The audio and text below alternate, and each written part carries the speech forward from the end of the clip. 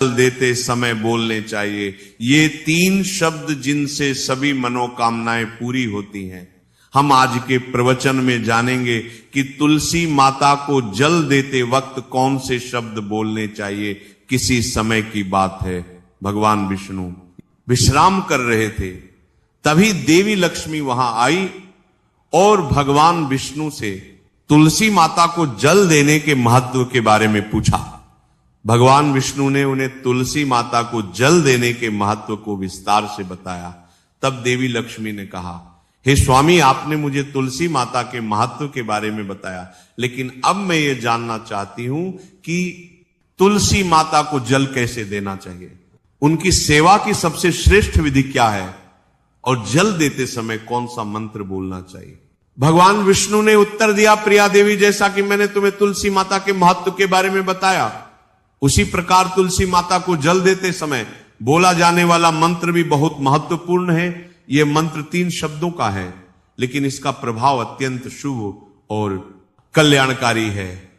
जो भी रोज तुलसी माता को जल देते समय इन 3 शब्दों का उच्चारण करेगा, उसके घर में मां लक्ष्मी का वास होगा, उसकी दरिद्रता समाप्त हो जाएगी और उसे अपार धन धान्य की प्राप्ति होगी।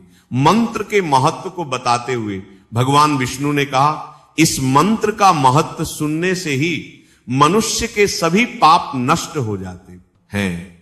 उसे हजारों वर्षों तक तुलसी माता को जल देने के पुण्य का फल मिलता है। फिर भगवान विष्णु ने देवी लक्ष्मी को एक कथा सुनाई। उन्होंने कहा, दक्षिण दिशा में यम नगरी नामक एक नगर था, जहां रमेश नामक एक ब्राह्मण रहता था। वह अत्यंत पापी और गलत कामों में लिप्त व्यक्ति था। जन्म से ब्राह्मण होते हुए भी वह धार्मिक कार्यों से दूर रहता था। न वह पूजा करता, न ध्यान, ना जप और ना ही किसी का सत्कार करता। वह मदिरापान और मांसाहार भी करता था और हमेशा अनैतिक कार्यों में व्यस्त रहता था। और वह ब्राह्मण दिन में खेत में काम करके पत्ते बेचकर अपनी जीविका चलाता था और रात में वेश्याओं के पास जाता था। इस प्रकार उसने अनेक वर्षों तक अपना जीवन इसी पापपूर्ण तरीके से बिताया। फिर एक दिन वह दुर्बुद्धि ब्राह्मण पत्ते इकट्ठा करने के लिए एक शिष्य की वाटिका में पहुंचा और पत्ते तोड़ने लगा। तभी एक काले सर्प ने, जो काल के रूप में वहां उपस्थित था, उसे काट लिया। उसी समय उसकी मृत्यु हो गई। उसकी मृत्यु के तुरंत बाद यमराज के दूत वहां प्रकट हुए और उसकी आत्मा को लेने के लिए आए। वे उसे यमलोक ले जाने लगे। मार्ग में वह ब्राह्मण यमदूतों के सामने रोने और विलाप करने लगा। उसने कहा, हे दूतों, मुझे कहां ले जा रहे हो? मुझे छोड़ दो, मेरे प्राण बचा लो। लेकिन यमदूत बोले, अरे पापी ब्राह्मण, तेरे दुष्कर्मों के कारण तुझे ये दंड मिला है। अब यमराज तुझे घोर नरक में डालेंगे। यमलोक पहुंचने पर चित्रगुप्त ने उस ब्राह्मण का पूरा लेखा जोखा प्रस्तुत किया। उन्होंने कहा है, धर्मराज, इस ब्राह्मण ने अपने पूरे जीवन में केवल पाप किए हैं, इसने कभी कोई पुण्य कार्य नहीं किया। धर्मराज ने दूतों से कहा, हे दूतों, इस घोर पापी ब्राह्मण को नरक में डाल दो, इसे अपने कर्मों का फल भोगना होगा। यमदूत उसे ब्राह्मण को नरक में ले गए और उसे भयंकर अग्नि में धकेल दिया। वह कई वर्षों तक नरक की यातनाएं सहता रहा। इसके बाद उसे अगले जन्म में बैल के रूप में जन्म मिला। बैल का शरीर पाकर उसने भारी बोझ उठाने का कार्य किया। उसका मालिक उससे दिन रात काम करवाता था। जब उसकी शक्ति समाप्त होने लगी तो मालिक ने उसे एक लंगड़े आदमी को बेच दिया। वह लंगड़ा आदमी उस बैल का उपयोग अपने बोझ उठाने के लिए करता था। बैल ने 8 वर्षों तक उसकी सेवा की। फिर एक दिन वो बैल लंगड़े आदमी को लेकर एक ऊंचे पर्वत पर चढ़ा। अधिक परिश्रम और थकान के कारण वह बैल मूर्छित होकर गिर पड़ा और अंतिम सांसें लेने लगा। वहां खड़े लोगों को उस बैल पर दया आ गई। उन्होंने उसके मुख में पानी डालने का प्रयास किया। उसी वे में एक पुण्यात्मा व्यक्ति भी था। उसने अपने पुण्य का थोड़ा सा भाग उस बैल को दे दिया। इसे देखकर अन्य लोगों ने भी अपने अपने पुण्य उसे देना शुरू कर दिया। उसी वे में एक वेश्या भी थी। सभी अपना पुण्य उस बैल को देकर उसका उद्धार करने का प्रयास कर रहे थे। ये देखकर उस वेश्या ने भी अपना पुण्य उस बैल को दे दिया। कुछ देर बाद उस बैल की मृत्यु हो गई। फिर उस स्थान पर यमदूत आए और उस बैल के शरीर से उस ब्राह्मण की आत्मा को निकालकर यमलोक ले गए।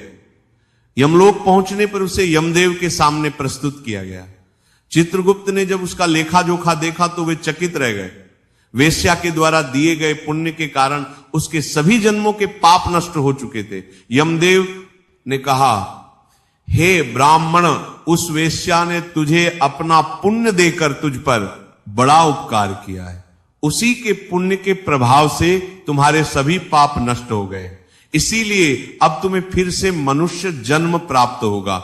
इस प्रकार वह ब्राह्मण पृथ्वी पर एक उत्तम ब्राह्मण कुल में जन्म लेता है। उस महापुण्य के प्रभाव से उसे अपने पूर्व जन्म की सारी बातें याद आने लगती हैं। जब वो बड़ा होता है तो उसे ध्यान आता है कि पिछले जन्म में जब वह बैल था तब एक वेश्या ने उसे अपना पुण्य दिया था। उसके मन में उस वेश्या के बारे में जानने की उत्सुकता जागती है। वह वेश्या का पता लगाकर उसके नगर में पहुंचता है। वहां वह वेश्या जो अब बूढ़ी हो चुकी थी उसे मिल जाती है। वह ब्राह्मण उसके सामने जाकर बार बार प्रणाम करता है और धन्यवाद देने लगता है। वेश्या उससे पूछती है, हे ब्राह्मण श्रेष्ठ, आप कौन हैं और किस कारण मुझे धन्यवाद दे रहे हैं? मैंने आपका कौन सा कार्य किया है जिसके लिए आप मुझे नमस्कार कर रहे हैं? तब ब्राह्मण कहता है, हे मां, मैं वही बैल हूं जिसे तुमने अपना पुण्य देकर जीवन दान दिया था। अपने पाप कर्मों के कारण मुझे पिछले जन्म में बैल बनना पा। उस पर्वत पर जब मैं अंतिम सांसें ले रहा था तब तुमने अपना पुण्य मुझे दे दिया था। उसी पुण्य के प्रभाव से ही आज मुझे फिर से मनुष्य जन्म मिला है और अपने पूर्व जन्म की सारी बातें याद है। किंतु हे मां, मैं यहां ये जानने आया हूं कि तुमने मुझे कौन सा पुण्य दिया था जिससे मेरे सभी पाप नष्ट हो गए। मैं उस पुण्य के बारे में जानना चाहता हूं। तब वेश्या ने कहा, हे ब्राह्मण श्रेष्ठ, मैंने तो अपने जीवन में कोई पुण्य का कार्य नहीं किया है, पर मेरे घर में एक तोता है जो पिंजरे में रहकर हमेशा कुछ बोलता रहता है, जिसे सुनकर मेरा अंतःकरण पवित्र हो गया। वही मंत्र मैंने आपको पुण्य स्वरूप दान किया। फिर वह वैश्य और ब्राह्मण उस तोते के पास गए और उससे पूछने लगे, हे सुख, तुम कौन सा मंत्र बोलते हो जिससे हमारे जीवन का उद्धार हुआ? यह मंत्र तुम्हें किसने सिखाया और इसका क्या अर्थ है? तब उस तोते ने अपने पूर्व जन्म का वृतांत सुनाना शुरू किया।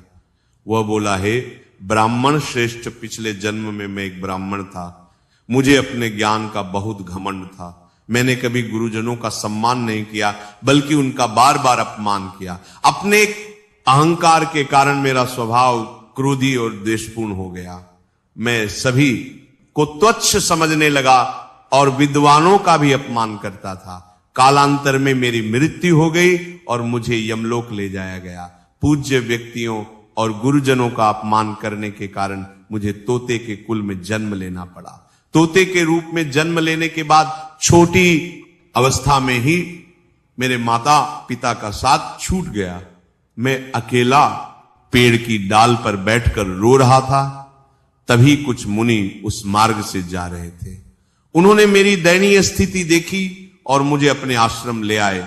आश्रम में उन मुनियों ने मुझे एक सुंदर पिंजरे में रखा और मेरी देखभाल की। वे मुझे प्रतिदिन भोजन कराते और मुझसे स्नेह करते थे। उस आश्रम में वे उनकी पत्नियां और बच्चे प्रतिदिन तुलसी के पौधे को जल अर्पित करते और एक मंत्र का जाप करते थे। उनके मुख से बार बार मंत्र सुनकर मैंने उसे याद कर लिया। तब से मैं उसी मंत्र का जाप करता हूं। इस मंत्र के प्रभाव से मेरे जीवन में सकारात्मक बदलाव आने लगे। मुझे अपने कर्मों का पश्चाताप हुआ और मेरी मृत्यु भी टल गई। मेरी आयु 100 वर्ष हो गई और इतने वर्षों तक मैं जीवित रहा। एक दिन रात के समय एक चोर उस आश्रम में आया और मुझे वहां से चुरा लिया। बाद में इस वेश्या ने उस चोर से मुझे खरीद लिया। वेश्या के घर आने के बाद भी मैं वही मंत्र बोलता रहा। इस मंत्र को सुनकर इस वेश्या का अंतःकरण पवित्र हो गया। उसने अपना पुराना जीवन सोचकर भगवान विष्णु की भक्ति करनी शुरू कर दी। हे ब्राह्मण देव, इसी मंत्र के प्रभाव से मेरे और उस वेश्या के सभी पाप नष्ट हो गए, यही मंत्र आपको भी पाप मुक्त कर चुका है। इस प्रकार तोते ने उस ब्राह्मण और वेश्या को पूरा वृतांत सुना दिया। यह सुनकर ब्राह्मण और वैश्या दोनों बहुत प्रसन्न हुए। उन्होंने तय किया कि अब वे प्रतिदिन तुलसी मां को जल अर्पित करेंगे और उस मंत्र का जप करेंगे। कुछ समय बाद उस ब्राह्मण, वेश्या और तोते ने मंत्र के प्रभाव से दिव्य विमान में बैठकर विष्णु लोक की यात्रा की। भगवान विष्णु ने देवी लक्ष्मी से कहा, हे देवी, देखा आपने केवल तुलसी मां के मंत्र के प्रभाव से उस तोते, वेश्या और ब्राह्मण के सभी पाप नष्ट हो गए। इसीलिए हर व्यक्ति को प्रतिदिन तुलसी मां को जल अर्पित करते हुए इस मंत्र का जाप अवश्य करना चाहिए। वह मंत्र इस प्रकार है, ओम वृंदावनी स्वाहा, ओम वृंदावनी स्वाहा। जो स्त्री प्रतिदिन तुलसी मां के साथ माने इस मंत्र का उच्चारण करेगी वह सौभाग्यशाली बनेगी। जो पुरुष इसका जप करेगा उसे अक्षय धन की प्राप्ति होगी। जिस घर में प्रतिदिन तुलसी मां की पूजा होगी वहां लक्ष्मी जी का सदावास रहेगा। तुलसी मां का ये मंत्र फलदायी और सिद्धियों को प्रदान करने वाला है। स्त्रियों को स्नान के बाद बाल बांधकर मांग में सिंदूर लगाकर तुलसी मां को जल चढ़ाना चाहिए। साथ ही तुलसी मां की परिक्रमा करनी चाहिए। शाम के समय तुलसी मां के पास दीपक जलाने से घर में सुख समृद्धि आती है। भगवान विष्णु की पूजा तुलसी मां के बिना अधूरी है। तुलसी का एक पत्ता चढ़ाने से भगवान को उतनी प्रसन्नता मिलती है जितनी हजारों अमृत के घड़ों से नहलाने पर भी नहीं मिलती। जो भी व्यक्ति तुलसी मां का सम्मान करेगा और उनके इस मंत्र का जप करेगा उसे ना केवल इस लोक में बल्कि परलोक में भी शुभ फल प्राप्त होगा। ऐसा फल तुलसी मां के पत्तों के दान से मिलता है। जो मृत्यु के समय अपने मुख में तुलसी के पत्तों का जल ग्रहण करता है, ऐसा व्यक्ति अपने सभी पापों से मुक्त होकर भगवान विष्णु के धाम जाता है।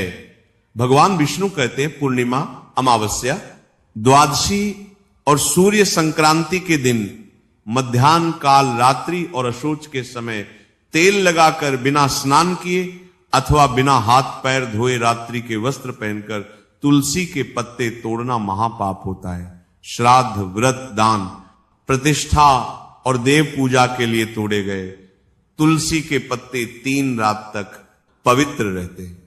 तुलसी के पत्तों को बिना नष्ट किए उसके अग्रभाग को तोड़ना चाहिए।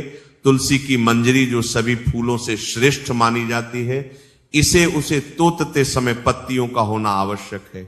पौधे को बिना हिलाए केवल अग्रभाग को तोड़ना चाहिए ताकि पूजा का फल और बल तुलसी के पत्तों को कभी नाखून से नहीं तोड़ना चाहिए क्योंकि इससे पाप लगता है। रात्रि के समय तुलसी के पौधे को छूना या उसके पत्ते तोड़ना अशुभ माना जाता है क्योंकि रात्रि में वह निद्रावस्था में होती है। गुरुवार को तुलसी के पौधे में